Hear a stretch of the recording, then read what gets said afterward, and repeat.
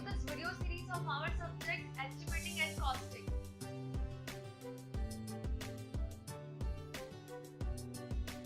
So as we have the idea of estimation in our previous video, we must go through this process to find the construction cost. So now what is estimating? Before undertaking any building's construction, it's necessary to forecast or calculate the approximate cost, required materials and its quantity, and the labor cost of the building. The process of forecasting, or we can say the process of calculating this estimate, is called estimating. So now we need to understand the next term, which is quantity survey. For any building's construction, we must find the actual quantity of important materials which is used in construction. After knowing the quantity of materials and its rates, the process of determining the cost of each item, the cost of each work is called costing. Next, we require several data to obtain more accurate estimate. As you can see on the screen, first we have to collect drawings of the building such as plans, sections, elevations and structures. Then we have to go through the detailed description, the information about all types of workmanship and required materials. Also, we have to find the present market rate of materials and the labors. So here are the types of estimates we are going to learn. So first is approximate estimate, which is also called the rough estimate. This estimate is made from the information of same type of building in the same area where our proposed building is going to construct. Next we have detailed estimate, which consists all types of quantities and its description with present market rates. So here we calculate the quantities as well as the accidental expenditures, which is contingencies. So we have to put 3 to 5% amount of total cost required in detailed estimation. Also we calculate work charge establishment charges, which is 1 to 1.5%. So basically work charge establishment includes the salaries of staffs, salaries of technical persons. So next we have quantity estimate, which carries the list of all quantities used in construction with its detailed description. Another estimate we have to learn is revised estimate. So this estimate is used for fresh technical section. A revised estimate carries the revised rate, the present market rates and also the revised quantities. So next we have here the methods, the different methods which we are going to use to find the approximate cost of any building's construction. The very basic is service unit method.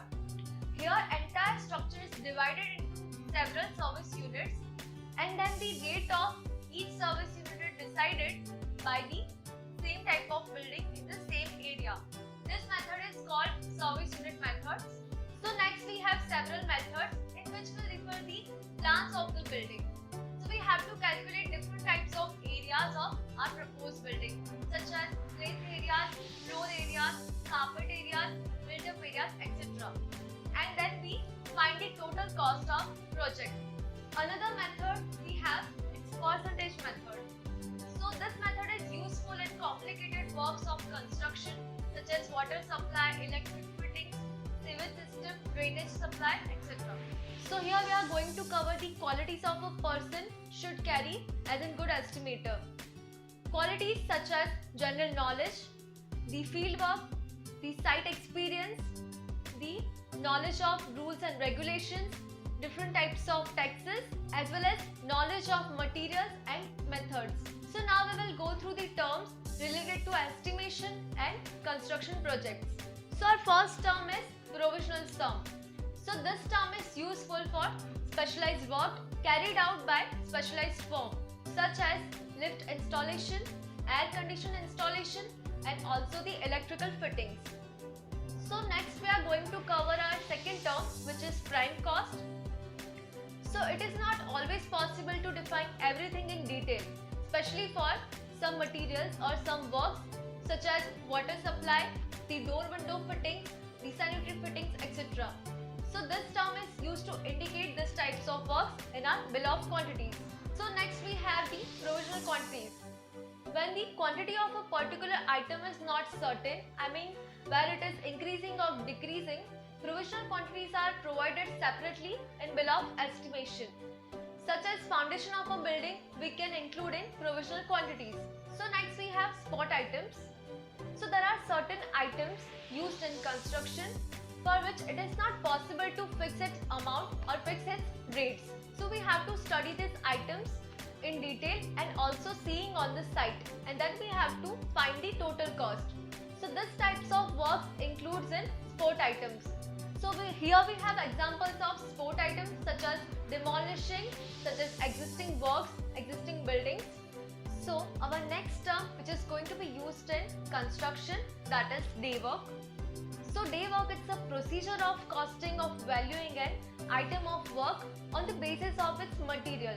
So there are certain items of work which cannot be measured and also we cannot fix its rates. So this items includes in day work. So here we have example of day work such as ornamental doors, plastering work, the front architectural finishing.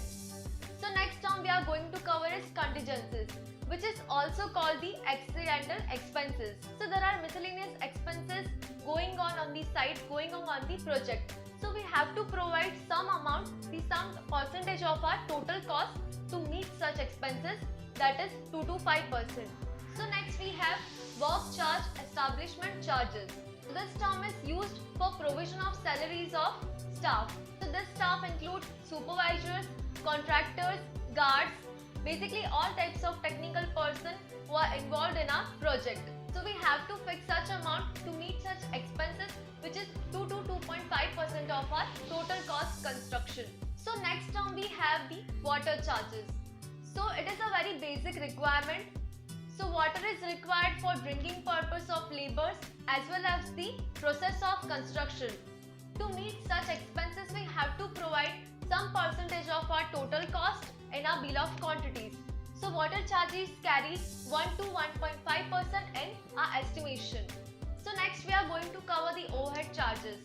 Except the labor cost, the material cost, the equipment or tools which we are going to use in construction and its rents, we have to calculate, we have to meet some expenses which comes in overhead charges, in which we have to include office rents, investments, the funds, the rents, the taxes.